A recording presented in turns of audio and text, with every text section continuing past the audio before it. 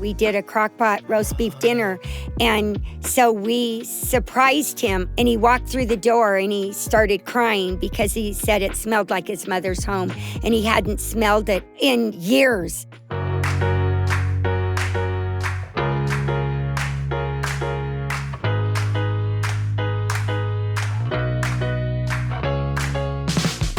Welcome to The Lisa Show, where we take a good look at life.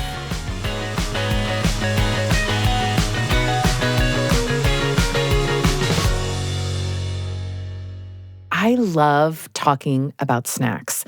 You've probably picked that up about me, nachos especially, but I'm an equal opportunity snack appreciator. I stand with fondue. There's no reason it should have gone out of style. Cheese is timeless. But jokes aside, food is meaningful to me. It's emotional, right? Like just thinking about a Pizza Hut pan pizza reminds me of being a little kid in Lincoln, Nebraska on a Friday night, right? Like we convinced mom to order pizza. That was a big deal. It just kind of takes me back. And I think there are a lot of foods that take me back in time. Like when I lived in Dawlish, England, and I would get fish and chips and eat it by the sea, watching my toddlers play. Food takes us back to memories, connects us to feelings.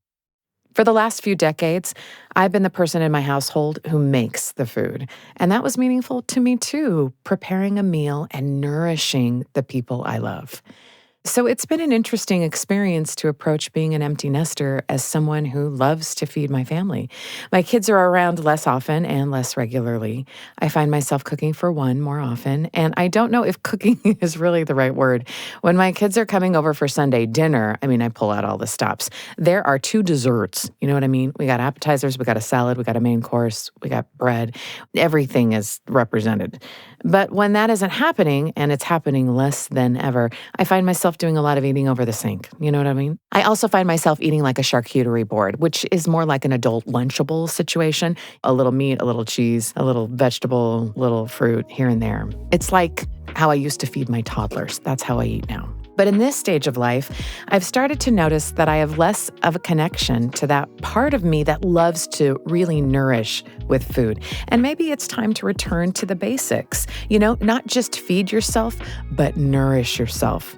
So I called up my local experts on the subject. My generation knows the Food Nanny from her show on BYU TV and her book, which gave you simple recipes for every day of the week. Well, Liz, that's her real name, has a daughter, Lizi, who's carrying on the family name and the family business as the new Food Nanny, which meant I had the rare pleasure of having 2 guests in the studio instead of 1. And as you can tell, it was a really good time. How do you introduce yourself when you meet somebody? The Food Nanny OG. Okay, Food Nanny OG. Original. Which she literally learned what OG was, 4 years ago. Yeah. And then once she did, she's like, I'm the OG. Yeah. She didn't even know what it was. Because everybody started calling me the OG, and I'm like, Lizzie, what's the OG? And she was like, the original. And I'm like, okay, it's perfect now. It's perfect. And also, if perfect. people call you the GOAT, that's good too. Yeah, No? that's good too. Yeah. Yeah, it is. Yeah. Okay, Greatest of all time. GOAT is good too. Well, I know, but they don't. But Well, maybe now Well, they they're will. going to start. They're going to start after this. The Food Nannies, plural, are all about the value of a good meal. And while I didn't tell them I was hoping to get inspired for my specific situation, eating solo over the sink in my 50s, I knew that they had some universal wisdom that could help me. And they did not disappoint. They brought me back in time to a few decades ago when a regular family meal schedule changed from a common tradition to a rare luxury in a single generation. it's been 20-something years ago now. Every program on the radio and television was just saying, what's wrong with our kids? Why do they want to spend every waking moment with their friends? Why are they not coming home? Everybody was taking their kids to so many soccer games and dance classes and whatever. Everything interrupted the dinner hour. And so moms were just eating on the go more and grabbing fast food. And so finally people were starting to say, wait a second, we don't know how to put dinner on the table anymore. We need a meal plan. We need this. And I had been doing it for so long. I said, maybe my little simple, easy idea could help someone. And that simple idea of a meal plan really is simple. We might have to rewire our brains for a moment to be able to wrap our minds around this. In today's day and age, what we call meal planning, as in the way meal planning looks online, is completely different from what we're talking about here. You've seen that stuff, Instagram meal planning, which involves batch prepping and deep freezing individual portions of elaborate and varied recipes into matching disposable containers, maybe beautiful glass ones, I don't know. And maybe most significantly, it's a ton of planning. In theory, you're constantly cycling new recipes in because the goal is to have endless variety or whatever. I'm probably the wrong person to explain it because I just sort of tap out after the Costco run. But apparently, I'm not the only one. Having a meal plan that's too complicated can be just as expensive and exhausting as having no plan at all. This is one of the biggest problems. People go to the store when they're hungry and they buy everything. Oh, yeah. And they know, they're thinking, tomorrow night I'm going to make this. But then tomorrow comes and they're like, I don't feel like that tonight. I've got all this and I've got that.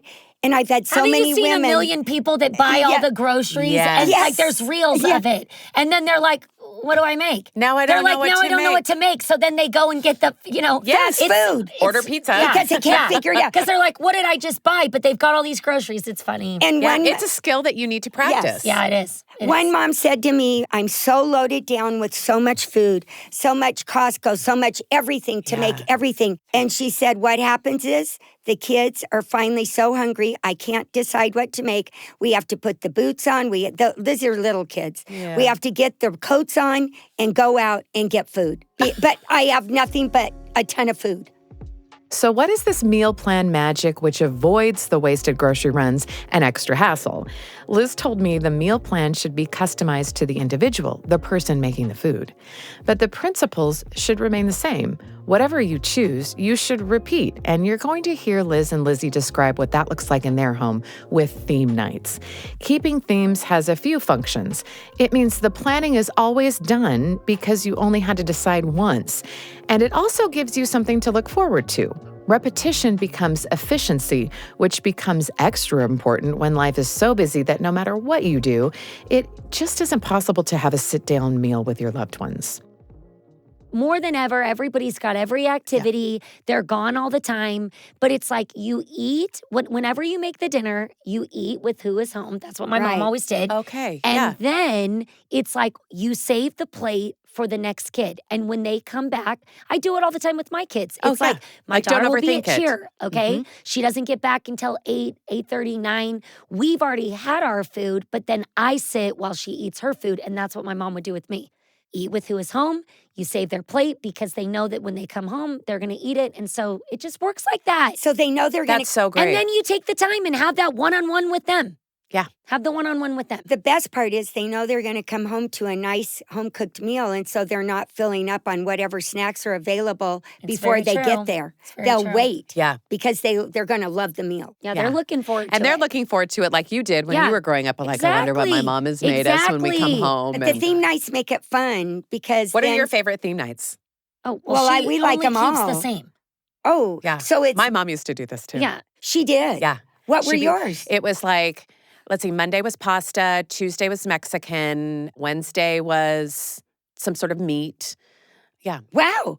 So Thursday was like a soup. Yeah. Wow. Well, or stew or something. That's I like fun. that. Like, this is a long time ago, but like I can still remember because your mom's I've never heard anybody else say that. Yeah. So that was that's amazing. That's funny. We've never heard of it. No. Yeah, well, and my mom always said it just makes the decision making so much easier. Yeah. She's like the same thing. I've got all these kids and I go to the store and I'm like, no, I know. Okay, what are we going to have for our pasta? What are we going to have for... And even when we eat out, we then eat that. We still do that. If it, Friday night is pizza night, and so it's like, they know. We're either eating it or making it. Yeah, exactly. So funny. Oftentimes on Monday... But there was no deviating. Oh, no. I say it all the time. It still is the biggest number one problem. The hardest part about dinner is deciding what to make. I've been married about 5 or 6 years when I got into my actual meal plan, and it hasn't deviated for all those years. I've been married 55 years. Wow. So for 50 years, we've been doing this meal plan. It wasn't just a meal plan. It had sense to it. Why were we having the different theme nights and when? We have never gone away from those crazy No, we theme don't nights. deviate. Never. Never. Well, what happened? I'm getting sick of talking about it. I'm not going to lie. Saturday but is grill day. It's grill night, so it's perfect. This is why I did pizza Friday and Saturday grill, because I knew. I don't know if the other kids are still doing it though, but we both are. I hope you are able to catch the simplicity in that meal. For 55 years, how many times have they deviated their dedicated theme night menus? Never. So I think that's pretty clear. But of course, I had to ask what happens on the days where you just can't, because that's real life. Have you tried making plans? Yeah, me too. But the Food Nannies have a strong backup plan just for moments like that. If our day falls apart and we can't even make what's on our meal plan, then our go-to meals are always homemade pancakes, homemade waffles, a grilled cheese sandwich, a quick tomato soup. What else are our go-to? Eggs. Toast on eggs or something. Yeah, that's great. German pancakes is German another pancakes go-to. is an easy one. Oh, yeah, that's a great one. Our breakfast meals are so inexpensive and so And so simple. easy. Well, one of my dearest comfort food meals for me is French toast. Oh, Because French toast on our bread, our homemade bread, there's nothing like it. so It's good. also good. I have to stop right there because it's making me hungry. This probably won't come as a surprise to you, but we have a strict no French toast policy in the recording studio, and that's a liability to me personally in this moment. But it was so cool, I thought, how this conversation about food inevitably turned to connections and relationships. There really is something about homemade bread. I think it's a It's the dying bread. art. And people feel like it's too hard and they can't do it. And when you actually take bread to somebody, they're like, oh my gosh. I mean, it really does just like feed your soul. It really does. It really does. It does. And there's just, I think it's because you get your hands in the dough. It's like this whole, I don't know, I think when really special art. yeah, That people can feel it. it's just like the guy on the BYU, the show we did. And I said, what do you want to cook? And he said, something that's going to remind me of home. So we did a crock-pot roast beef dinner. And so we surprised him on the show. And he walked through the door and he started crying because he said it smelled like his mother's home. And he hadn't smelled it in years. And he just broke down crying because this roast was in the crock pot. And that was a show. It's crazy how the But, food takes you yeah, there. Like it takes you I know back. somebody that, every year they've got their mom is passed away and they have to make the cake every year for their birthday. Like that was their tradition, this amazing cake. Like food just takes you back to a memory and a moment. And I don't know anything more powerful, Than if bread. I'm being honest. No, about food. Just food, bread, everything. Like whatever it is, like Yeah. I don't know anything more powerful that really takes you to No. that exact moment. No. And feeling.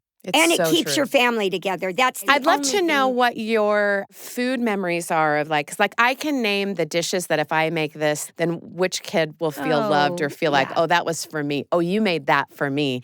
And it's so funny because they're all so different. What are those food memories for you? Honestly, even different connections of like, I never knew my dad's parents. They passed away way before I was born. Oh, wow. But like, I'll never forget the sugar cookie that my mom would always say, this is Grandma Lida's. And I'm like, love that. It's like certain things like that just make you, emotional. One of the other coolest things is my aunt.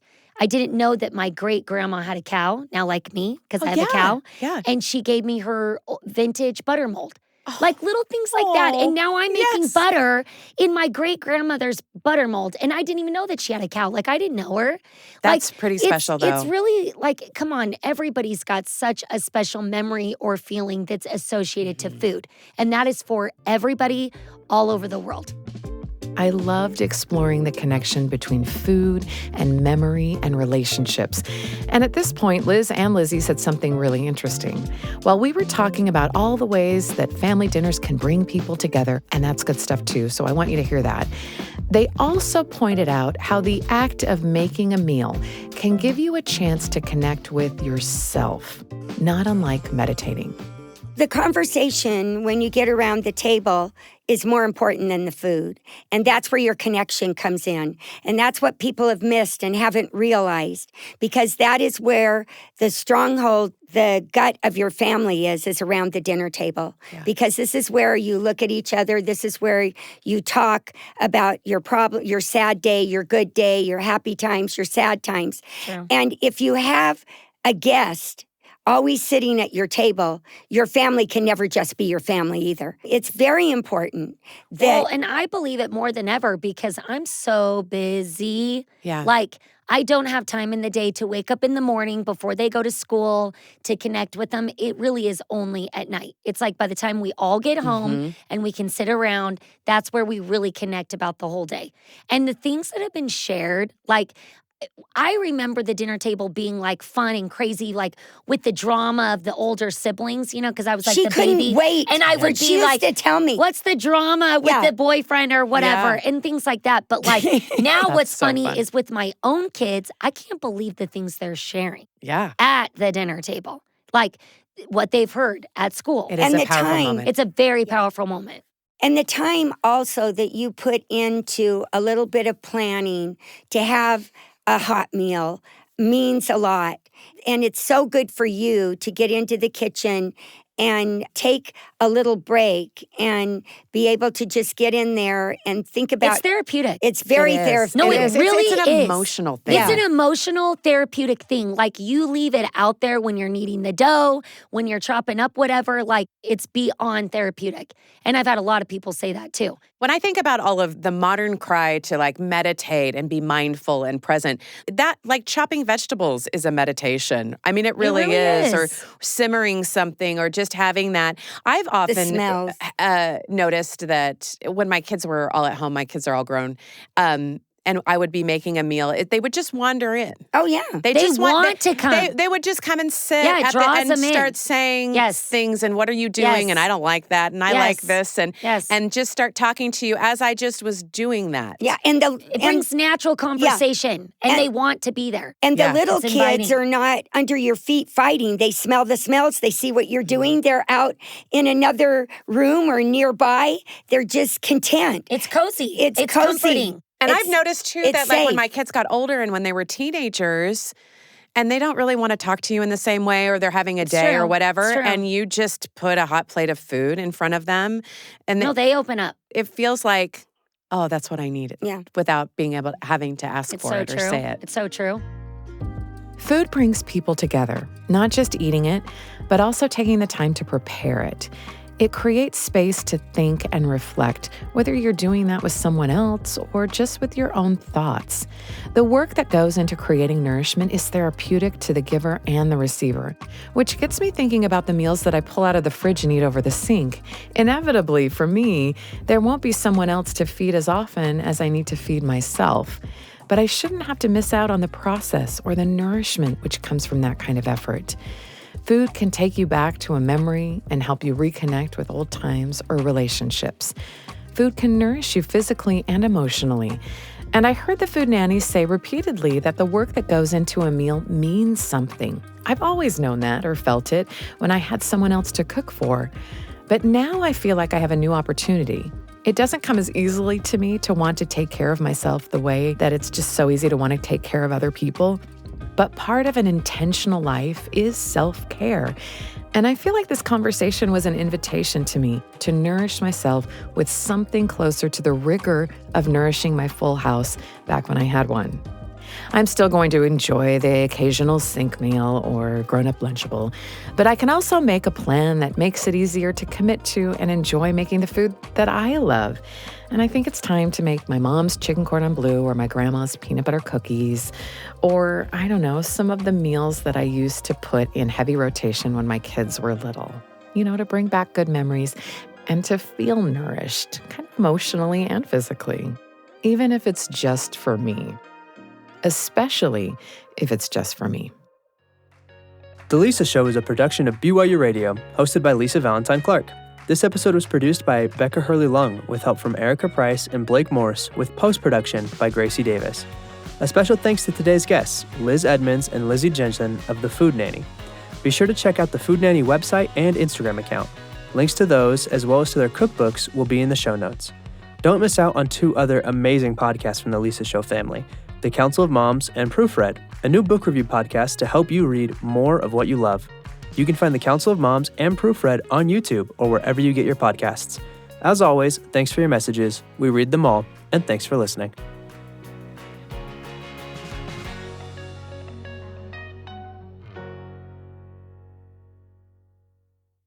Embark on a whimsical journey with The Appleseed from the BYU Radio family of podcasts. Immerse yourself in captivating stories expertly woven by talented storytellers. Join Sam Payne and the live studio audience in laughter and delight as we explore a tapestry of tales. Tune into The Appleseed for a family-friendly experience that really sparks imagination and brings stories to life. Your tickets to fun and creativity, The Appleseed. Listen wherever you get your podcasts.